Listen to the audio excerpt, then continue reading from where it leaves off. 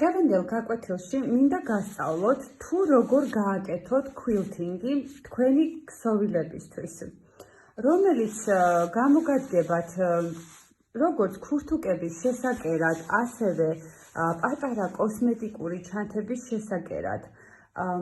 უპირველეს ყოვლისა, მოდით გავეცნოთ თუ რა მასალა დაგჭირდება ქვილთინგისთვის. ქვილთინგისთვის ჩვენ დაგჭირდება ქსოვილი, დაგჭირდება სინტიფონი, დაგჭირდება ქინძის თავები, ასევე ბულავკები, დაგჭირდება ესეთი ქსოვილის წებო პულვერიზატორი, დაგჭირდება სპეციალური თათი, თუმცა თათი, რომელიც მოყვა თქვენს მანქანას, რომელსაც ყოველდღიურად ხმარობთ, ისიც გამოგადგებათ. უბრალოდ ეს თათი არის კარგი იმისთვის, რომ როდესაც ქსოვილ სინტიფონზე დავადებთ, სქელია, სინტიფონი საკმაოდ სქელია და ამ თათს ძალიან მარტივად გააქვს სქელი ქსოვილები კერვის დროს. ანუ, როდესაც სენდვიჩი გვაქვს და ქსოვილი სქელია, ძალიან მარტივად მუშაობს სქელ ქსოვილებთან აი ეს თათი. ჩვენ დაგჭირდება მაკრატელი, დიდი, ასევე პატარა, დაგჭირდება ცარცი ან ქსოვილის მარკერი. ასევე დაგჭირდება მარკერის წასაშლელი. დაუშვათ თუ შეცდომა დაუშვით, შეგვიძლია წასაშლელი მარკერით წავშალოთ. ასევე დაგჭირდება სპეციალური სახაზავი, რომელიც არის ქვილთინგისთვის. თუმცა თქვენ შეგიძლიათ გამოიყენოთ ის სახაზავი, რომელიც გაქვთ და არ არის აუცილებელი, რომ ეხლავე შეიძინოთ ეს სახაზავი. თუმცა მომავალში, თუ თქვენ აპირებთ ქვილთინგის ხშირად გაკეთებას, მე გირჩევთ, რომ შეიძინოთ ესეთი სახაზავი. ეს არის სპეციალურად ქვილთინგისთვის. ქვილთინგისთვის თქვენ შეგიძლიათ ნებისმიერი ქსოვილის გამოყენება. თქვენ თვითონ გადაწყვიტეთ, რა ქსოვილს გამოიყენებთ. რაც მთავარია, ქსოვილის ნაჭერი, ანუ რასაც აიღებთ, ქსოვილი აუცილებლად უნდა იყოს თქვენს თარგზე უფრო დიდი. მაგალითად, აი ამ გულისთვის, ამ ჩემი თარგისთვის, მე არ გამოვიყენებდი ამაზე ნაკლებ, ამაზე პატარა ქსოვილის ნაჭერს. აუცილებლად ქსოვილის ნაჭერი აიღეთ თარგზე დიდი, რადგან ქვილთინგის დროს ქსოვილიც და სინტიფონიც იკლებს, რადგან ბევრ ნაკერებს ვაკეთებთ, იკლებს. ამიტომ ისე არ გამოგივიდეთ, რომ შემდეგ ქსოვილის ნაჭერი დაგრჩეთ თარგზე პატარა და თარგი არ დაგეტიოთ მასზე. ასე რომ თქვენ თვითონ გადაწყვეტეთ, რა ქსოვილს აიღებთ, შეგიძლიათ კოტონის, პოლიესტერის, შეგიძლიათ ატლასის, არ ვართ შეზღუდულები ქსოვილში, თქვენ რომელი ქსოვილიც გინდათ, ის ქსოვილი აიღეთ. ქვილთინგის გაკეთება ხდება ბევრნაირი ფორმით. თქვენ რა ფორმასაც გინდათ, იმ ფორმას მისცემთ ქვილთინგს. შეგიძლიათ სულაც აი ასეთი სწორი ფორმები მისცეთ, ანუ ჩემს დაფაზე რაც არის. მაგრამ მე ახლა გავაკეთებ სხვანაირ ქვილთინგს. მე უფრო დახრას გავუკეთებ 45 გრადუსზე. თუ დააკვირდებით, ჩემს სახაზავს აქვს წერტილები. ქვილთინგის გაკეთებას, ანუ ხაზების გაკეთებას აუცილებლად ვიწყებთ შუიდან და არა კიდეებიდან. დავიწყოთ ნახაზების გაკეთება. თქვენ შეგიძლიათ სხვადასხვანაირი ნახაზები გააკეთოთ. მთავარია ხაზ და ხაზ შორის ყველგან დაისვათ ერთი და იგივე სიგანე. შეგიძლიათ სწორი ხაზებით გააკეთოთ, აი როგორც ჩემი დაფა, შეგიძლიათ სხვადასხვანაირი ხაზებით გააკეთოთ. ეს გემოვნებაზეა დამოკიდებული, თქვენ როგორაც გინდათ, ისე გააკეთეთ. მე გავაკეთებ უფრო დახრილს. თუ დააკვირდებით, ჩემს ქვილთინგის სახაზავს აქვს მწვანე წერტილები. აი ამ სამ წერტილს დავდებ ქსოვილის კიდეზე. და როგორც აღვნიშნეთ, კიდეებიდან არ ვიწყებთ ხაზების გავლებას, არამედ ვიწყებთ უფრო ცოტა შუაში. გავავლებ პირველ ხაზს და ეხლა რას ვაკეთებთ? მე გავაკეთებ 2 სანტიმეტრ ნახევრიან დაშორებებს. ამიტომ ჩემი სახაზავის ზედაპირზე კვადრატს და კვადრატს შორის არის 2 სანტიმეტრ ნახევრიანი დაშორებები. ამიტომ ხაზზე, რომელიც უკვე გავავლე, დავადებ აი ამ ხაზს.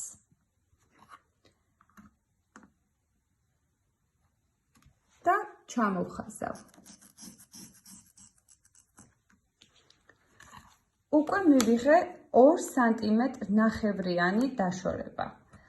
ისევ ამ ხაზს ეხლა დავადებ აი ამ ხაზს. და ჩამოვხაზავ. აი ასე. კიდე დავადებ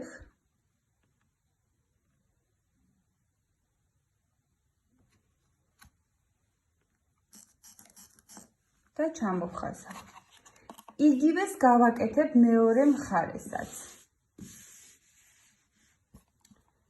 დავადებ აი ამ ხაზს, დავადებ ჩემი სახაზავის ხაზს. ეცადეთ, რომ ყველა ხაზები უნდა ემთხვეოდეს ერთმანეთს, რომ სისწორე უფრო კარგად დავიცვათ. აი ასე. ისევ დავადებ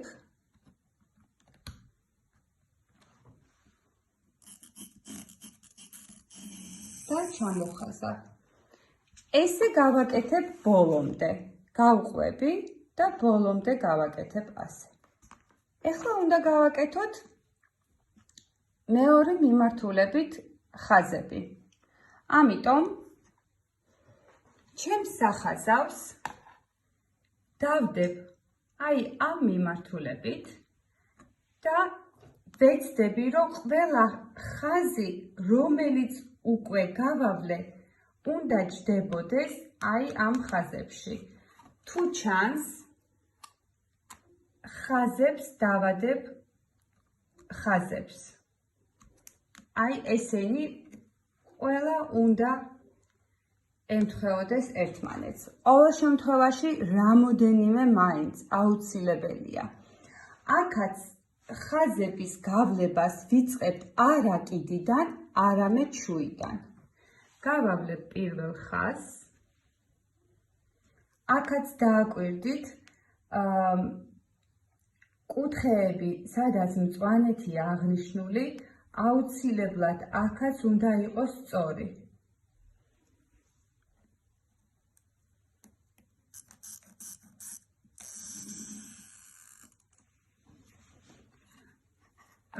ჩემი სახაზავის ხაზს დავადებ ისევ უკვე გახაზულ ხაზს. აი აქ მაქვს ხაზი, რომელიც ამ წამს გავავლე და ისევ გავხაზავ.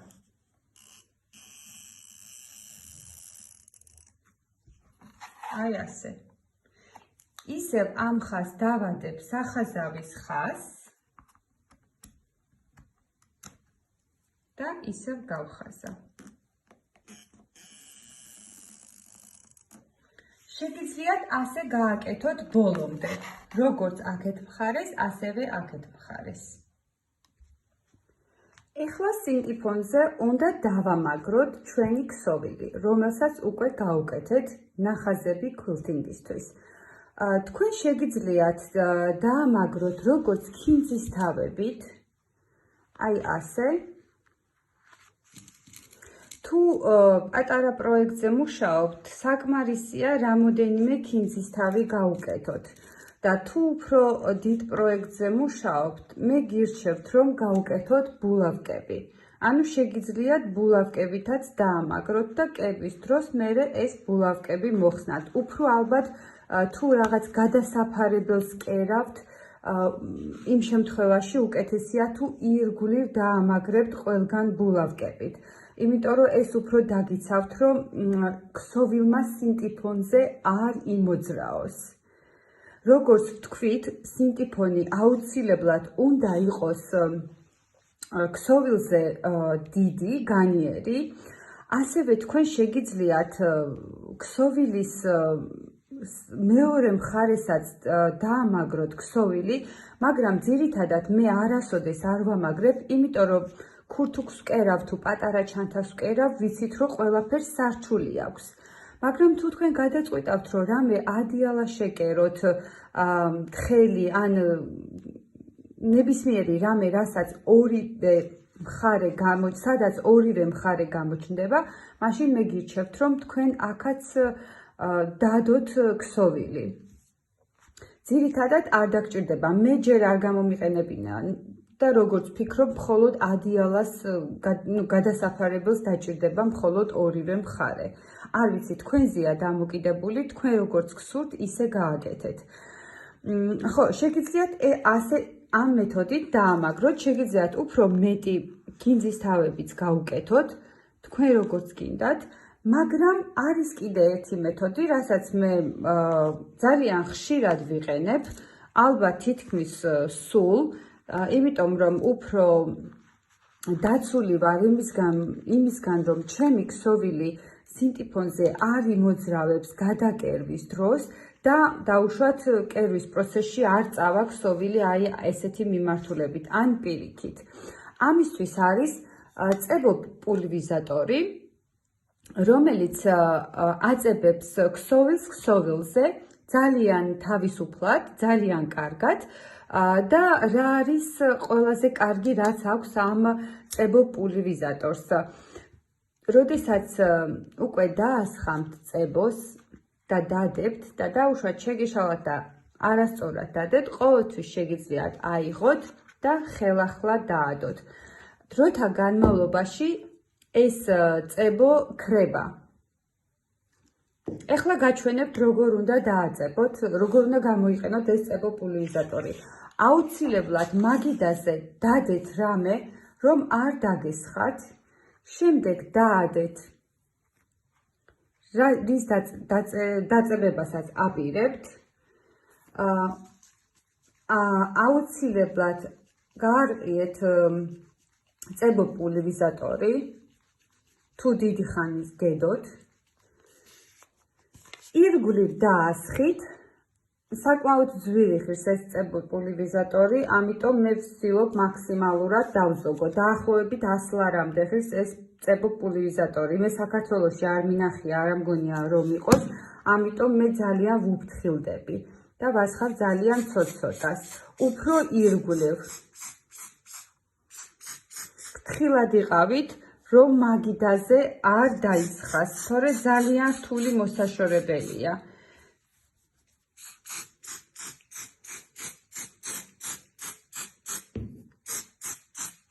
აი ასე დავასხათ, საკმარისია. დავადოთ ჩვენი ქსოვილი. აი ასე. და დაეწებება. აი ძალიან თავისუფლად შორდება. თუ გინდათ აიღებთ ისევ, თუ არასწორად დადეთ და ხელახლა უფრო კარგად გაასწორებთ და ხელახლა დაადებთ. თუმცა დაწებების შემდეგაც მე მაინც ვუკეთებ რამოდენიმე ქინძის თავს. უფრო დაცული რომ ვიყო.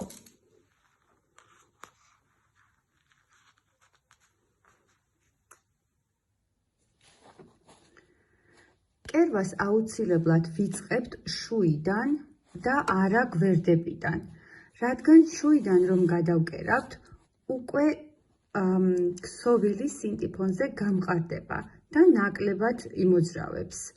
ასე რომ გვერდებიდან არ დაიწყოთ, დაიწყეთ აუცილებლად შუიდან. ასევე ყოველ გავლებულ ხაზზე ძაფები დასაწყისშიდაც და ბოლოსაც აუცილებლად მოაჭერით. ასევე ყველა ხაზს ვიწყებთ და ვასრულებთ წინ და უკან სვლით. დავიწყოთ გადაკერვა. საკმარისია 2-3 წინ, 2-3 უკან. ეს ის შემთხვევაა, როდესაც უნდა უყუროთ ნემს და აუცილებლად გაყვეთ ნემს, რომ აცდენა არ გქონდეთ ხაზზე და გაავლოთ სწორი ხაზი. კერვის დროს არ ვაწვევი ქსოვილს შიგნით არ შემა და არც ჩემს ხარეს არ ვაწვევი. უბრალოდ ვადებ ხელს, რომ უფრო სისწორე დავიცვა.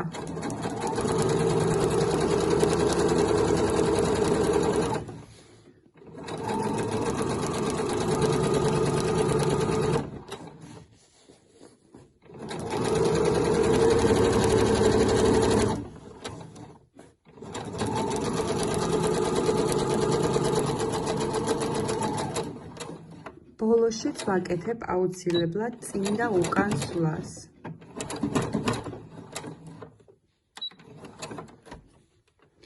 აუცილებლად მოჭერით ძაფი, როგორც დასრულების დროს, ასევე დასაწყისის დროსაც, რაც ძაფი იყო. და რა არის კიდე ძალიან მნიშვნელოვანი. ყველა ხაზზე ნაკერს ვაკეთებთ ზუსტად იქედან, საიდანაც ვიწყებთ. ანუ დავიწყეთ შუიდან, შემდეგ ვაკეთებთ მომდევნო ნაკერს ისევ აქედან და არა ბოლოდან, ანუ არ ვაბრუნებთ ქსოვილს. ანუ დავუშვათ 2 ნაკერი, 3, ან ეს მხარე რო გააკეთოთ ამ მიმართულებით აქედან ქვემოთ და შემდეგ რო ამოაბრუნოთ და აქედან დაიწყოთ, აუცილებლად ქსოვილი გაიკეთებს ძალიან ცუდ. ნახეთ, აი აქ როგორი კარგია და ლამაზი. აი აქ ნახეთ, უკვე სტრუქტურა არის დარღვეული, ანუ არ მომწონს, რადგან ერთი მხარე შეიკერა აქედან ქვემოთ, მერე ამობრუნდა და შეიკერა აქედან ქვემოთ. არა, ყველა ხაზი უნდა გააკეთოთ გადაკეროთ ერთი მიმართულებით. თუ გინდათ, რომ აი ესეთი არ გაკეთდეს. დავიწყოთ ისევ, გადავკეროთ ისევ, მეორეც.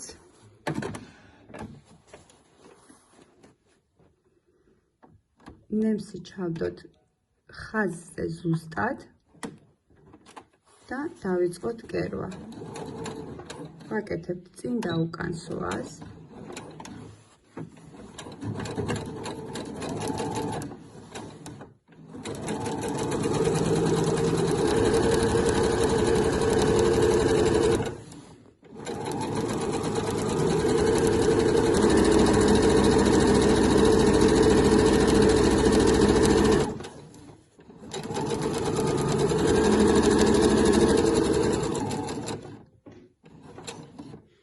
და ვასრულებთ წინ და უკან სვლით. აი ასე. ყოველ გადაკერილ ხაზზე აუცილებლად მოაჭერით ძაფები და არ დაგავიწყდეთ, რომ კერვას იწყებთ ყველას ერთი მიმართულებიდან, ანუ დაიწყეთ პირველი აქედან, ყველას აკეთებთ, თუ გინდათ მონიშნეთ, სადმე ნიშნული გაუკეთეთ, რომ იწყებთ აქედან და დააწერეთ, არ ვიცი, დასაწყისი და დაბოლოება. ძალიან მნიშვნელოვანია ამის დაცვა. ეხლა გადაგერეთ ყველა ორივე მხარე, გამოყევით და შემდეგ არ ამოაბრუნოთ. ვიცი, აი აქ ცოტა დისკომფორტი შეგექმნებათ, მაგრამ არაუშავს, არ ამოაბრუნოთ, გააგრძელეთ აქეთ მხარესაც გადაკერვა. დავასრულეთ ქვილთინგის გაკეთება ორივე მიმართულებით. ესე იგი, გაგიმეორებთ კიდე, ვიწყებთ შუიდან, კერვას ვიწყებთ შუა ხაზიდან და არა კიდეებიდან და კერავთ ყველა ხაზს ერთი მიმართულებით. დავიწყეთ აქედან, ჩამოუყევით და ყველა შევკერავთ. ანუ არ ვაბრუნებთ და მეორე მხარეს არ ვიწყებთ ამობრუნებულს. აუცილებელია ეს, რომ დაიცვათ. ერთ მხარეს რომ გადაკერავთ, მეორე მხარესაც იწყებთ შუიდან და საიდანაც დაიწყებთ, ყველა უნდა გააკეთოთ ერთი მიმართულებით. ეს აუცილებელია. თორე თუ შემოაბრუნებთ, გექნებათ დარღვევა და აი ესეც მიიღებთ ბოლოს და იმედგაცრუებულები დარჩებით. ამიტომ მიმართულებები დაიცავით აუცილებლად. რომ დაასრულებთ quiltings, შეგიძლიათ ეს სინტიფონი ზედმეტი მოაჭრათ.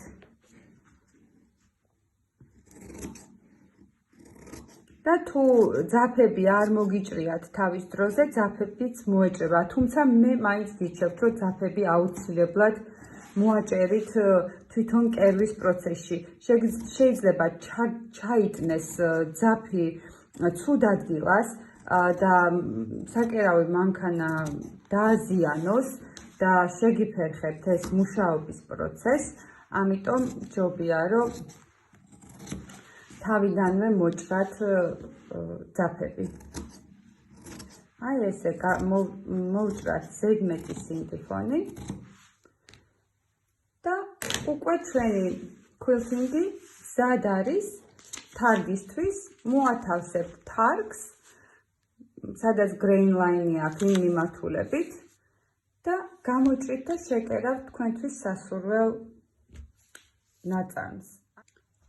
არის კიდე ერთი გზა იმისათვის, რომ quilting-ის ხაზები გავაკეთოთ უფრო მარტივად.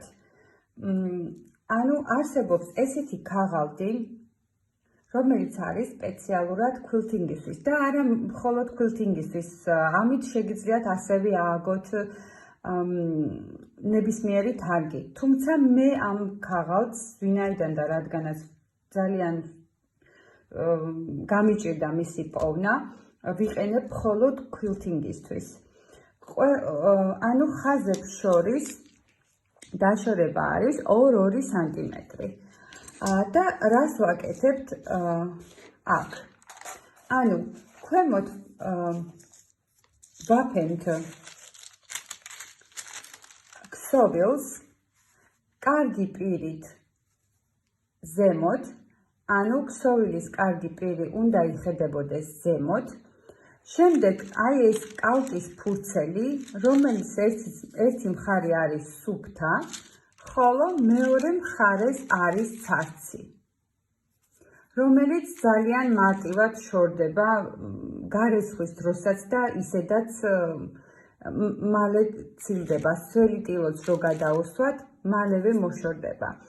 ანუ ქსოვილის და აუცილებლად ძირს დააფინეთ ქაღალდი, რომ დაფა, სამუშაო დაფა არ დაგიზიანდეთ. ქსოვილს კარგი პირით ზემოთ ვდებთ, რაზეც ნაკერები უნდა გავაკეთოთ. კალკის ფურცელს ვდებთ ცარციანი პირით ქსოვილზე. შემდეგ ვადებთ აი ამ ქაღალდს, რომელზედაც უნდა ვიმუშაოთ. დავასწოროთ, დავამაგროთ, რომ არ ისრიალოს. აი ასე. და ჩვენ დაგვჭირდება ეხლა tracing wheel. სახაზავი. სახაზას ვავლებთ, სადაც ჯვრებია, იქედან ვიწყებთ შუიდან, თუმცა აქ დიდი მნიშვნელობა არ აქვს საიდან დაიწყებთ, მაგრამ მე ისე ვარ მიჩვეული შუიდან დაწყებას, ყოველთვის მაინც ვიწყებ შუიდან. ვადებთ ჯვარს, აი აქ ერთი არის cross, ჯვარი და მეორე არის dot, წერტილი. იმედია ჩანს. მხოლოდ ჯვრებზე ვავლებთ ხაზებს. ანუ სახაზავს დავდებთ ჯვრებთან, გავასწორებთ კარგად და tracing wheel-ით გავუყვებით და გავხაზავთ. აი ასე. წერტილს გამოვტოვებთ და ისევ ჯვართან მივიტანთ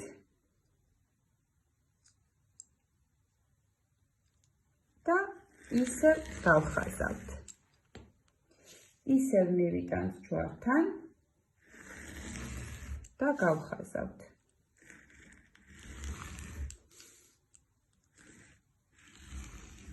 აუცილებელია სისწორის დაცვა, აუცილებლად დაიცავით სისწორე. ძალიან მნიშვნელოვანია. ქვილთინგის დროს, მით უმეტეს ძირითადად ქვილთინგს ვაკეთებთ ქსოვილთან მიმართ სხვა ფერის ძაფით, რომ უფრო ლამაზი იყოს. ამიტომ არა, შეგიძლიათ ქსოვილის შესაფერისი ძაფითაც გააკეთოთ, უბრალოდ მე მიყვარს განსხვავებული ფერის ძაფით რომ ვაკეთებ. ასე უფრო საინტერესოა ჩემთვის. აი ასე. ასე და ეხლა პირიქით. ხომ ერთი მიმართულებით გავაკეთეთ, ეხლა უნდა გადავკვეთოთ ეს გახაზული ხაზები. აი ასე.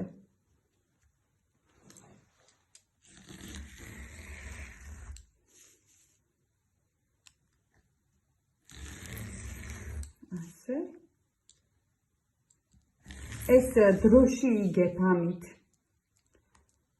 დროშიც იგებ და უფრო სიზუსტეც გაქვს ქვილთინგის ხაზების გავლების დროს. ამიტომ თუ შეძლებთ რომ იპოვოთ ესეთი ქაღალდი, მე ეს როგორც ყველაფერი დანარჩენი შევიძინე ინგლისში და თქვენ შეგიძლიათ მოიძიოთ. თუმცა თავიდან ჩანს რთული, მაგრამ რომ მიეჩვევით, მერე ცაცითაც თავისუფლად გააკეთებთ, არ გაგიჭირდებათ, დარწმუნებული ვარ. აი ასე. რაც გავაკეთეთ აი აქ, რაც დავხაზეთ, იგივე გავაკეთეთ აქ. ეხლა ავიღოთ და მოდით ნახოთ რა მივიღეთ. ავიღოთ ჯერ ეს ქაღალდი, ეხლა ავიღოთ ცაციანი ქაღალდი და აი მივიღეთ უფრო სწორი და უფრო ზუსტი ხაზები. მე ძალიან მომწონს ამით მუშაობა. თუმცა იმითაც კარგად მუშაობ. ასე რომ თქვენ თვითონ აირჩიეთ, რითი დახაზავთ, მაგრამ რაც წესები აგიხსენით და გითხარით, აუცილებლად დაიცავით, რომ ძალიან კარგი შედეგი მიიღოთ. იმედია მოგეწონათ დღევანდელი გაკვეთილი. იმედია ყველაფერი გაიგეთ. თუ რამე გაურკვეველია, შეგიძლიათ მომწეროთ და მე აუცილებლად გიპასუხებ, როგორც კი მოვახერხებ. ნახვამდის.